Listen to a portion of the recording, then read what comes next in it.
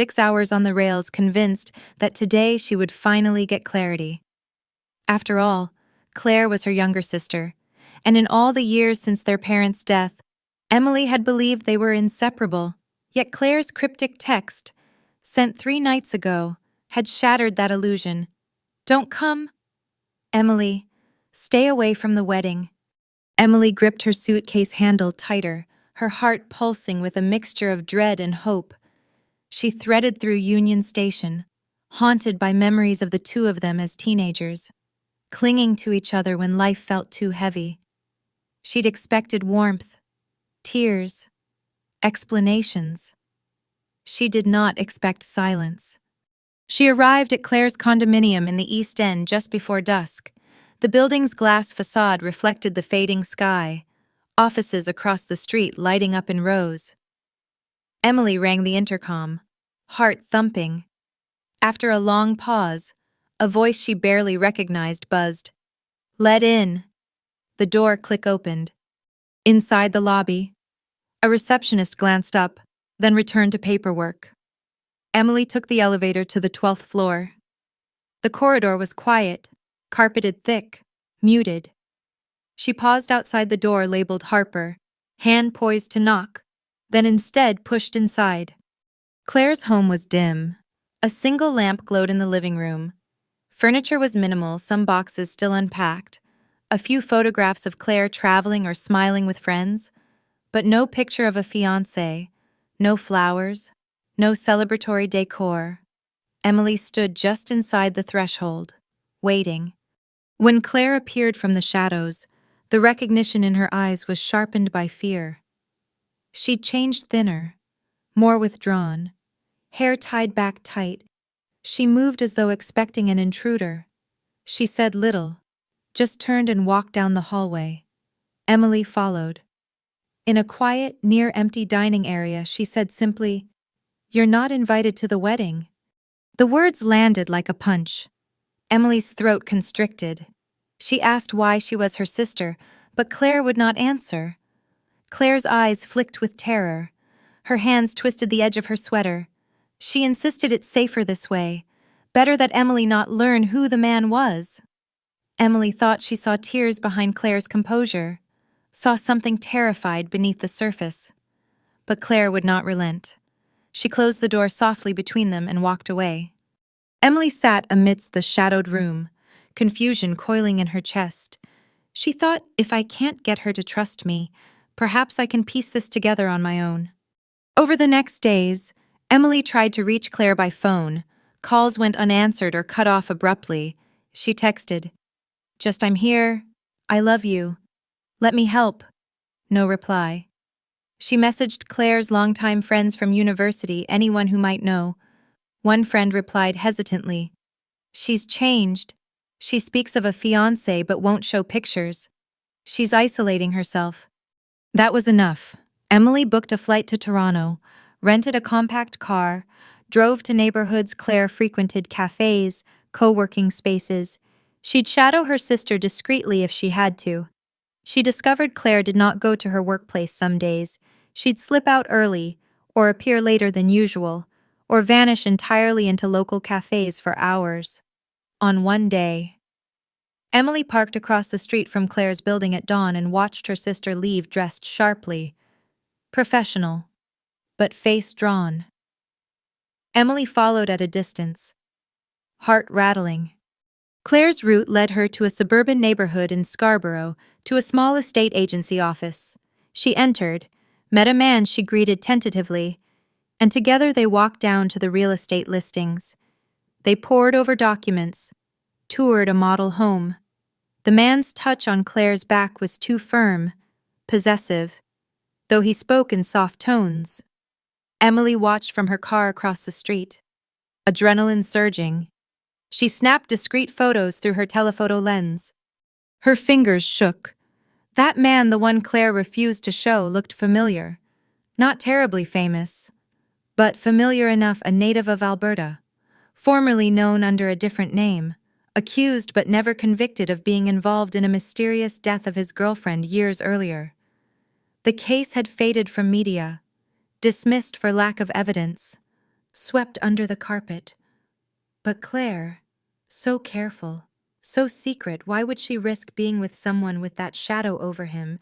Emily's mind raced. She dug through online archives, read old police reports in Alberta, looked for the name she thought matched the man's face.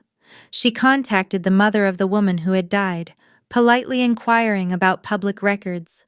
She discovered a trove of documents, diaries, emails, news articles chronicling suspicion but no conviction. The deceased had written of suffocation attempts, arguments escalating, a man growing controlling.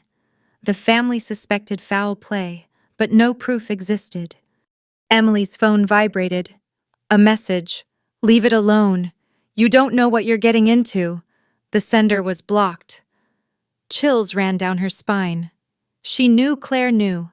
She knew Claire was afraid. But for Claire's sake, she would keep going. She created a false identity, a consultant in Toronto real estate development, and reached out to the man via LinkedIn. He responded, under the guise of professional interest. Their email exchange was polite, occasionally warm. She pressed gently about market trends, connections in Alberta. He answered, detached but helpful. When she mentioned a past in Alberta, his tone shifted subtly defensive. She built rapport, asking innocuous questions about clients, his background, his real estate holdings. She managed to get him to send an introductory call. She used a voice-altered app to sound slightly different. They talked, she praised his portfolio, asked about zoning laws in Toronto, asked what drew him here. He said he'd moved to Ontario for business opportunities, that he rarely returned to Alberta. But she pushed, "Your roots are there. I recognize the accent." He shifted. He laughed nervously. "Yes, but that's old life." Beneath the humor she heard tension. Meanwhile, Claire seemed to drift further away, retreating into silence. Emily tried coaxing her to meet for coffee, for walks, for sister nights.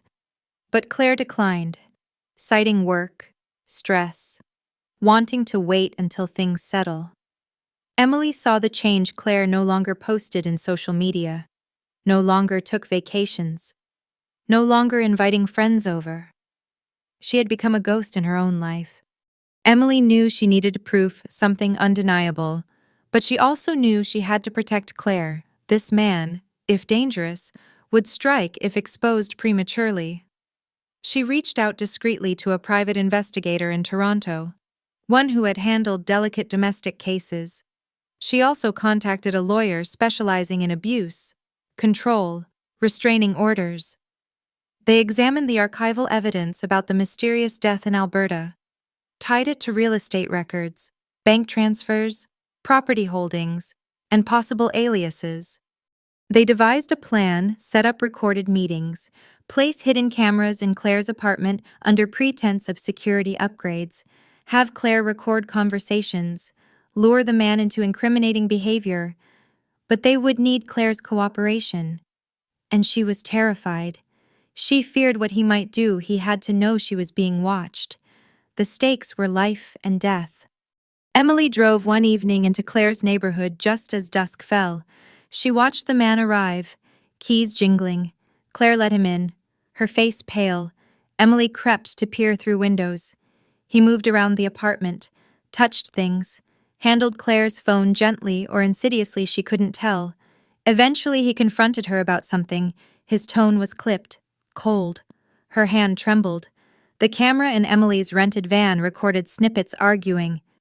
Silence. Then the door closing. Claire moving away. Emily's heart hammered. She called the investigator. They scheduled the confrontation. Claire would ask to postpone the wedding, citing anxiety and uncertainty. That would provoke reaction. Cameras would record. Police would be on standby. It was dangerous, too dangerous, but necessary. As the night of the plan approached, Emily's sleep evaporated into tension. She paced her hotel room, rehearsed reassurances, double-checked cameras. She texted Claire from a burner number, urging her to trust her. "You're not alone. I'll protect you." She didn't reply. Emily felt hollow with fear and love, ready to risk everything. The plan began. Claire invited the man over in the evening. The cameras rolled. She spoke trembling but firm. She needed more time. He stiffened. His voice dropped. He accused her of deception. The temperature in Claire's apartment went lethal. He demanded she retract, cancel delays. Or else. His menace swelled. And then, just as the confrontation escalated, law enforcement burst in, tactical lights, boots, shouting. The man froze. Claire shielded herself. Emily rushed in too. Gunshots rang out. Chaos. But the police secured the scene. The man was detained. Claire safe, though shaken. Emily injured slightly. In hospital days later, Emily awoke to Claire's tearful relief. The man was charged with kidnapping, assault, and investigators reopened the mysterious Alberta death case. Claire and Emily began therapy, rebuilt trust. The legal system held him accountable. Claire later married a gentle, trustworthy man, cautious but hopeful. Emily returned to Halifax, helping survivors of domestic violence, using her story as caution and encouragement. They never forgot, and in fact fought so others would not remain silent. Snow had begun to fall across Toronto, delicate at first, then thickening until the streets glistened under white sheets. Emily Harper stood at her hotel window near Yonge Street, her reflection wavering in the glass. Beneath her ribs burned the weight of what she had seen her sister Claire in the company of a man whose name was whispered in legal archives, attached to suspicion, silence, and death. Emily thought she had come to Toronto simply to attend a wedding. Instead, she had stumbled into a nightmare that demanded vigilance, not celebration. Claire's transformation haunted her. Where once there had been laughter, a quick wit, and radiant warmth, now there was silence and an emptiness that frightened Emily. She recognized the patterns: distance from friends, refusal to share details, eyes shadowed with fear. She had read too many survivor testimonies in the last weeks to dismiss it as cold feet. Her sister was trapped, bound not by chains but by fear that tightened invisibly each day. The private investigator she had hired, Daniel Rhodes, worked in the shadows, moving like a man accustomed to secrets. He had seen these cases before: polished men with impeccable charm who became tyrants once doors closed. He showed Emily the footage from hidden cameras installed in Claire's apartment under the guise of security improvements. Grainy black and white images revealed fragments of truth, the fiancé rifling through Claire's phone, standing over her as she typed messages, ripping a page from her planner and pocketing it. The gestures were small but screamed control. Emily pressed her hand to her lips as she watched. It was proof of something dark, though not yet criminal enough to sever the chain. They needed words: threats, confessions, traces of malice that could not be dismissed. Daniel advised caution, but Emily's impatience surged like a storm tide. Time was the enemy. Every day Claire remained in his grasp was a day closer to disaster. The lawyer Emily had contacted, Margaret Cho, pored over Christina's old case from Alberta. Christina's family had fought for justice, armed with diaries and testimony, but the absence of witnesses had allowed the accused to walk free. Control doesn't always bruise skin. Margaret explained. It infiltrates finances, social ties, and the mind. The courts struggle with invisible violence. She urged Emily to secure recordings. Canada's consent laws would allow Claire to capture his words legally. But Emily knew her sister was terrified. To ask her directly would be to risk panic or withdrawal. So they plotted carefully. The plan was simple in outline, but dangerous in practice. Claire would raise the topic of delaying the wedding. Not ending it, that would be too sudden, but pressing pause. The expectation was that fear of losing control would push him to reveal his true nature. Cameras would roll. Law enforcement would be close. The night before the attempt, Emily could not sleep. She paced the hotel room, her thoughts a carousel of dread. She imagined Claire alone in that apartment, her every move monitored, her voice subdued. She imagined herself years from now, regretting hesitation if something terrible occurred. She wrote notes in her journal, reminders of why she was here: love for Claire, grief for Christina, fury at a system that let predators slip through cracks. She promised herself she would not falter. At dawn, she drove through half-frozen slush to meet Daniel and Margaret. They gathered in a cafe tucked into an alley off Queen Street. Papers spread across their table, laptop screens glowing faint blue. They coordinated signals, fallback plans, lines of communication.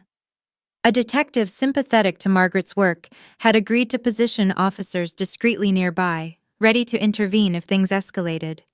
The hours leading up to the confrontation felt stretched, every minute dragging with unbearable weight. Emily sat in her rented car, staring at the apartment building, her hands white-knuckled around the steering wheel. When dusk finally lowered itself over the skyline, her phone buzzed. A single text from Daniel. "She's ready." Inside the apartment, cameras captured every detail. Claire sat at the dining table, her hands folded tightly, her chest rising and falling in shallow breaths.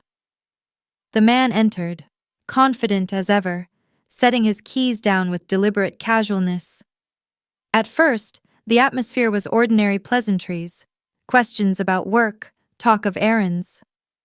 But then Claire spoke her line, voice shaking. She thought the wedding might be happening too quickly. Perhaps they should slow down. The silence that followed was thick, crushing. His face shifted, no longer charming, but sharp, his jaw rigid, eyes narrowing into shards of ice. He accused her of second thoughts, of listening to outsiders. He demanded names, his voice lowered into a hiss that carried menace. He stepped close, towering above her chair, his body language predatory. Claire tried to steady herself, repeating that she needed time, but he slammed his fist on the table. Papers scattered. He leaned down, lips close to her ear, words venomous. "If you think you can walk away, you'll regret it the rest of your life." The hidden microphones caught every syllable. Across the street, Emily listened through earpieces provided by Daniel. Her blood ran cold at the sound. She wanted to run into the building, to tear her sister away from danger, but she knew timing mattered. The police waited for a clearer signal, one that would leave no doubt. The man's tirade escalated. He spoke of control, of how Christina, his previous fiancé, had thought she could leave, and how accidents happened in houses with steep stairs. His tone carried chilling pride. Claire trembled, unable to reply, tears streaking down her face. That was the moment Daniel whispered into his radio, "Move in." Unmarked cars screeched to a halt outside. Officers poured into the building, boots thundering up the stairs. Emily bolted from her car despite Daniel's protest, heart hammering as she followed behind. The door to Claire's unit burst open in a clash of splinters. Officers shouted commands. The man whirled, face twisted in rage, but found himself surrounded. Claire sobbed into her hands. Yet even cornered, he did not break. He laughed, a sound that turned Emily's stomach. He revealed knowledge of their surveillance, sneering that he had expected such a trap. He warned of contingencies, plans beyond these walls. He spoke of fire, gas leaks, accidents yet to unfold. His words made the officers hesitate. For a chilling second, Emily believed he might still slip away. But the evidence was undeniable. His threats were on record, his aggression clear. He was restrained, handcuffed, dragged from the apartment. Claire collapsed into Emily's arms, her body shaking violently. Emily whispered reassurances, though her own heart was a storm. That night, as snow thickened outside the police station, Emily sat with Claire in a stark waiting room. They were offered tea, neither touched. Margaret reviewed the recordings. Daniel spoke with detectives. The case was solid this time. There would be no dismissal for lack of evidence. Still, Emily knew predators like him were not easily caged. He had hinted at broader plans, shadows that stretched beyond a single apartment. She sensed the fight was not finished. And she was right. Because while he sat in a holding cell, awaiting formal charges, the city itself seemed to shift. Anonymous messages reached Emily's phone, threats, warnings, reminders of vulnerability, and in the days to follow, what should have been a moment of relief became the beginning of something darker, something that would test every boundary of her courage. The courthouse in downtown Toronto smelled faintly of stone and paper, a place where justice was meant to anchor itself. Yet as Emily Harper sat on the wooden bench outside the holding chambers, she felt anything but safe. Her sister Claire sat beside her, bundled in a borrowed coat, face pale and drawn. Just 3 nights earlier, police had stormed her apartment and dragged away the man who had promised her a future but offered only control and threats. Now, with cameras and microphones capturing every detail, his menace had been exposed, but victory felt fragile. The whispers had begun almost immediately. An anonymous note slipped under Emily's hotel door. "You think this ends in a courtroom? You have no idea how far his reach goes." Then came the phone calls, silence on the line, followed by clicks and faint laughter, before the connection ended. Daniel, the private investigator, traced some of the calls, but they always vanished into a labyrinth of rerouted signals. Someone out there was playing with them, taunting them, as if to remind Emily that the man's arrest was only the opening move in a longer game. 2 days into his detainment, the first disaster struck. Emily had returned briefly to her Halifax apartment to collect documents, only to find the building evacuated. Alarms shrieking into the night. A gas leak, the firefighters said. But the timing was impossible to ignore. She watched her belongings carried out in boxes, the acrid smell of chemicals clinging to the air. When she returned to Toronto, she found another message on her phone. "Accidents happen everywhere. Halifax, Toronto, doesn't matter. You can't guard every corner." Fear gnawed at her resolve. This was more than a single man in custody. This was an echo of careful planning, contingencies woven into every possible outcome. Claire sat quietly most nights, staring at nothing, flinching at shadows.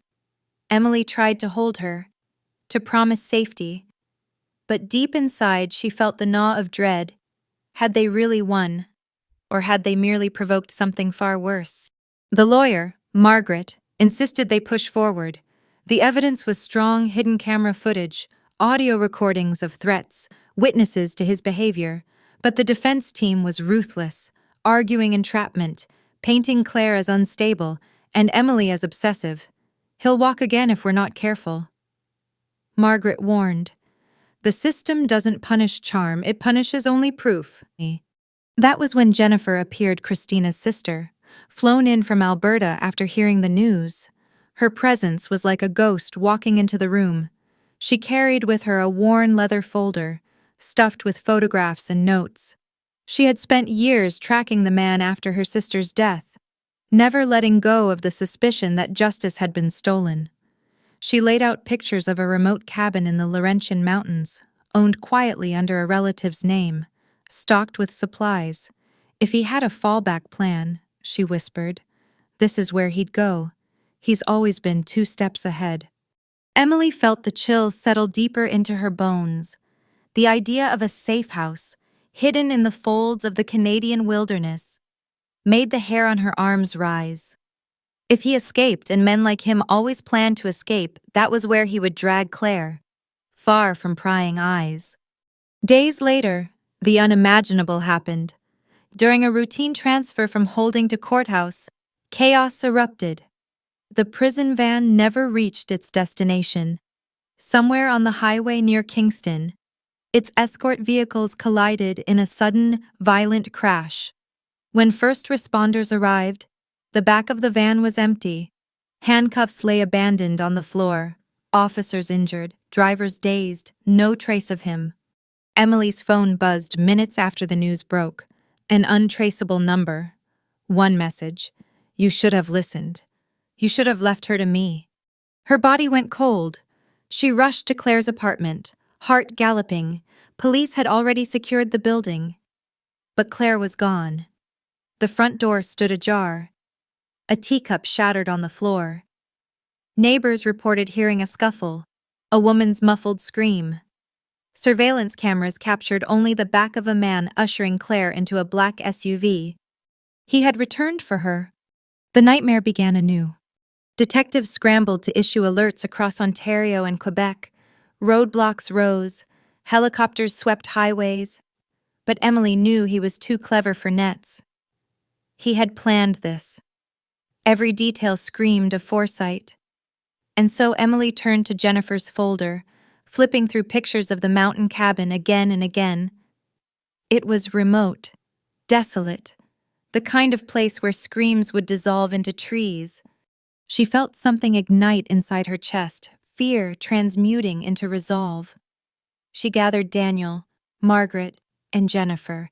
They mapped out routes northward, coordinated with a detective sympathetic to their mission. We can't wait for the system to catch up, Emily said. If we don't move now, Claire may not survive the week. Snow fell heavy the morning they set out, their convoy of cars slicing into the Laurentian backroads. The forest pressed in, trees skeletal in the cold, branches clawing at the sky.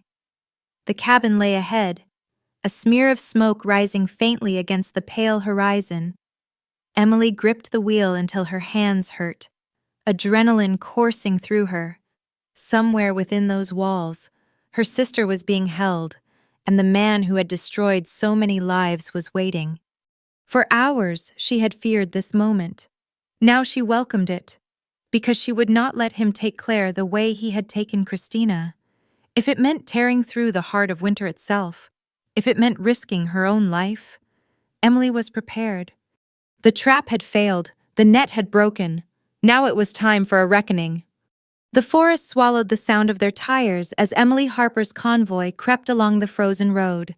Snowflakes swirled like ash in the beam of headlights. The Laurentian mountains looming in silence. The world felt stripped down to essentials: ice, wind, fear, and the determination pulsing in Emily's chest. Somewhere ahead, her sister Claire was a prisoner inside a cabin that had stood for decades, inherited through bloodlines steeped in secrecy. And inside with her was a man who thrived on control, who had already killed once and would not hesitate to do so again. The plan had been whispered into existence during the drive north. Daniel, the investigator, would circle wide through the forest to cover the rear of the property. Margaret remained in Toronto, pulling every legal string to ensure reinforcements were en route. Though Emily knew help would not arrive in time, Jennifer, Christina's sister, sat beside her in the passenger seat. Her fingers clenched around a folder of photographs like talismans against despair. "If he sees me," Jennifer said quietly, "he'll know his past is here to haunt him." They parked a kilometer from the cabin. Beyond the tree line, faint light glowed from a window, smoke trailing upward in a pale column. Emily's boots crunched into snow as she stepped out. The night air slicing her lungs, every breath clouded before her face, every heartbeat an echo of fear and fury. She remembered the message on her phone. "You should have left her to me," and she swore that tonight he would never send another. They moved as shadows through the pines. The cabin emerged, squat and isolated, its timbers sagging under decades of snow. Emily could see Claire through a gap in the curtains tied to a chair, head slumped forward, but alive. Relief stabbed her heart, followed instantly by rage. He paced near her, phone in hand, speaking with the calm confidence of a man orchestrating chaos beyond these walls. Emily could almost hear the tone she'd come to dread: smooth, charming, threaded with menace. Daniel signaled from the darkness. Two officers who had trailed the convoy took positions at the front. Emily crouched low, snow soaking her knees, her eyes never leaving her sister. They needed to move swiftly, but carefully. One mistake could end Claire's life. Then, as if fate demanded the final act ignite without warning, Claire lifted her head, their eyes met through the glass. For a heartbeat, time froze recognition, desperation, a silent plea. Emily surged forward before reason could hold her back. She smashed the side window with the butt of a flashlight, shards scattering across the wooden floor. Chaos detonated. The man spun, his mask of composure shattering, fury twisting his face. He drew a weapon from inside his jacket, shouting threats that reverberated off the cabin walls. Claire screamed, straining against her bindings. Emily hauled herself through the broken window, arms sliced by glass but blind to pain. Snow whirled in through the breach, carried on a knife-edge wind. "End it now," he hissed, leveling the gun at Claire. His voice no longer disguised cruelty with charm, it was raw, guttural. The sound of a predator cornered. "She leaves with me, or neither of you leave at all." But Emily did not hesitate. She hurled herself across the room, colliding with him in a violent blur. The gun discharged, deafening in the small cabin, the bullet tearing into wood inches from Claire's chair. Emily grappled for his wrist, slamming it against the table, forcing the weapon loose. The two crashed to the floor, snow melting into streaks of red where glass cut their skin. Officers stormed the door as Daniel burst through the rear. Shouts, boots, the clatter of restraints. But the man fought like an animal, strength born of desperation. He clawed at Emily's throat, eyes wild, spitting venom. "You don't understand, she was mine," he roared. Emily summoned every shred of strength, every ounce of rage for Christina, for Claire, for the years stolen by his shadow. She drove her elbow into his jaw, forcing him down. Hands seized him from every direction, steel cuffs snapping shut, his body writhing uselessly against the floorboards. For the first time, his voice broke not in confidence, but in panic. He howled curses, threats, promises of revenge. But no one listened. His reign of fear had ended. Emily stumbled to Claire, untying the knots with trembling fingers. Claire collapsed into her arms, sobbing with relief, her body weak, but her spirit still intact. Jennifer entered last, standing over the restrained man. Her eyes were wet with grief and triumph. "This is for Christina," she whispered, her words carrying more weight than any sentence a judge would later pass. By dawn, the cabin was a crime scene, evidence bags filled with his contingency plans, maps, devices, false IDs, explosives rigged with timers. He had prepared for a lifetime of escape, but the mountains had become his cage. Weeks later, the trial unfolded in Toronto under the gaze of a nation. The recordings from Claire's apartment, the threats captured in the cabin, Christina's old diaries together, they painted a portrait of calculated evil. Witnesses testified, experts explained patterns of coercive control. Survivors across Canada spoke of similar stories. The jury deliberated for only a day. Guilty on all counts: kidnapping, attempted murder, conspiracy, possession of explosives, and the reopened charge in Christina's death. The sentence was life without parole. When the gavel fell, Claire wept openly in the courtroom, Emily's arm around her shoulders. Jennifer held their hands, her sister's memory vindicated at last. For the first time in years, the specter of his shadow lifted. In the months that followed, Emily and Claire rebuilt their lives in Halifax. Claire found solace in gardening, planting tulips and lilacs in her small yard, each bloom a declaration that beauty could return after winter. Emily left her job at the marketing agency to co-found an organization with Jennifer, a network for women trapped in invisible prisons of control. They named it the Christina Project.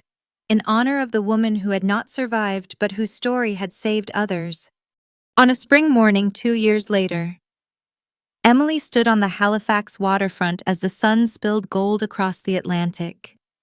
Claire laughed beside her, her hand entwined with that of a kind man who had proven love could be gentle, not possessive. Emily closed her eyes, inhaled salt air, and let the memory of that cabin dissolve into the past. Because revenge was not only the capture of a monster, it was the transformation of his darkest acts into light for others. It was proving that love fierce, protective, unwavering would always outlast fear. And in that truth, Emily finally found peace. Thank you for watching, and welcome to the Revenge Diaries. If you enjoyed this story, we'd truly appreciate a like and subscribe to keep us motivated to bring you more. Wishing you a wonderful and positive day ahead.